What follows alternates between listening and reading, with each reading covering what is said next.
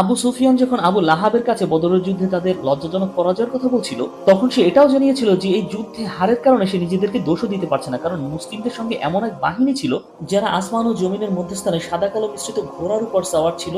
আল্লাহ শপথ করে সে বলেছে, না এরা কাউকে ছেড়ে দিচ্ছিল আর না কোনো জিনিস তাদের মোকাবেলায় টিকতে পারছিল। এই ঘটনা শুনে আগে থেকেই মনে মনে ঈমান আনা আবু রাফি রাদিয়াল্লাহু আনহু আনন্দে বলে ওঠেন, আল্লাহর শপথ তারা ছিলেন ফেরেশতা। কিন্তু তার এই কথা শুনে আবু লাহাব ভীষণ চটে গিয়ে তার উপর চড়ে বসে। তিনিও আবু লাহাবের সঙ্গে লড়ার চেষ্টা করেন, কিন্তু এক পর্যায়ে তাকে আবু লাহাব ফেলে দিয়ে তার বুকের উপরে হাঁটুর ভর দিয়ে তাকে প্রহার করতে থাকেন। এবং এই পর্যায়ে উম্মুল ফজল রাদিয়াল্লাহু আনহু তাওর একটি খুঁটি নিয়ে ভীষণভাবে আবু লাহাবের মাথায় আঘাত করেন এবং আবু লাহাবকে ভর্ৎসনা করেন।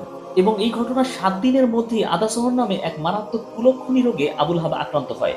সেবা যত্ন তো দূরের কথা, মারা যাওয়ার ৩ দিন পর পর্যন্ত তার লাশ দাফনও হয়নি। অবশেষে মানুষের কথার ভয়ে তার ছেলেরা এক কূপের মধ্যে দেহকে ফেলে দূর থেকে কাঠ ও পাথর দিয়ে এটাকে ভরে ফেলে।